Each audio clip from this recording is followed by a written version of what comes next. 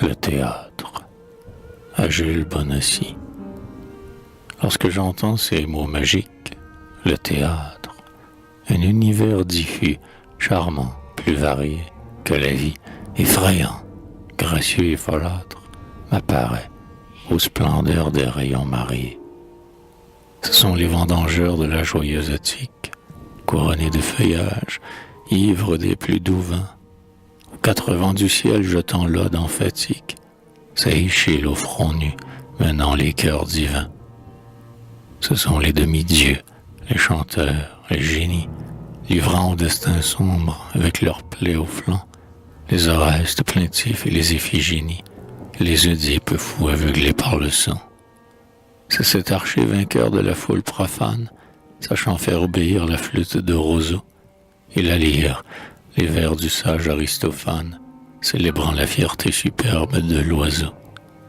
C'est le grand créateur mystérieux, Shakespeare, s'élançant comme un dieu par son hardi chemin, animant la forêt qui parle et qui respire, de ses doigts rêveurs pétrissant l'être humain.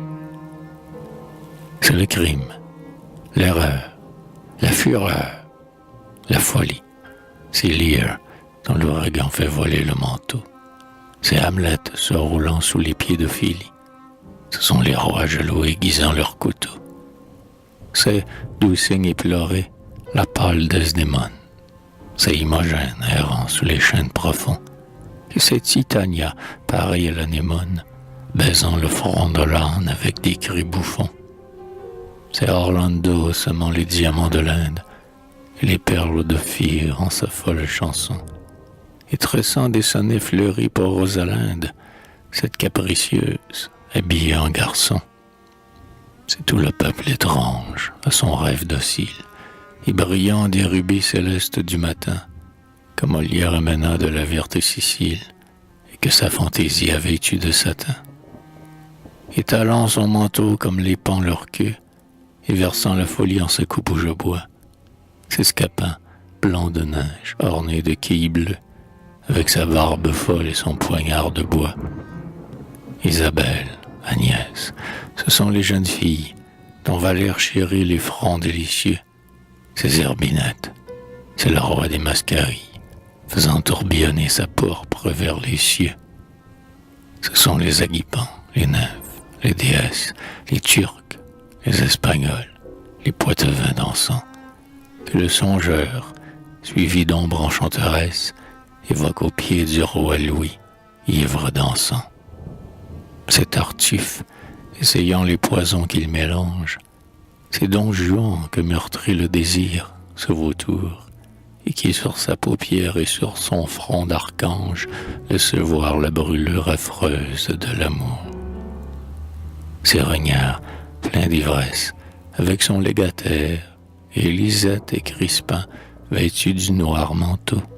C'est Marivaux pensif, embarquant pour Cythère, Dorante et Sylvia, costumées par Watteau.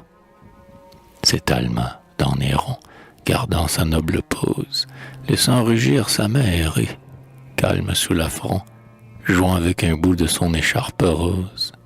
C'est Mars au beau sourire, avec sa rose au front. Puis c'est le drame, avec son extase féerique, ressuscité, rayant les cieux de son grand vol, et planant la voix du poète lyrique. C'est Marion Delorme, et Blanche et Donna Sol. C'est le vieux Job chargé d'attentats et de gloire. C'est Thisbe, menaçant par la voix de Dorval. C'est Ruy Blas déchirant sa pourpre dérisoire, et le vieux Frédéric, demeuré sans rival. Puis Esther murmurant ses plaintes sous le cèdre, Jeanne d'Arc inspirée invoquant Saint-Michel, Pauline s'élançant vers Dieu, Camille, Phèdre, c'est l'éblouissement tragique, c'est Rachel. Elle est, courant, la haine au front, sur le rivage, Hermione, mêlant sa plainte au flot moqueur.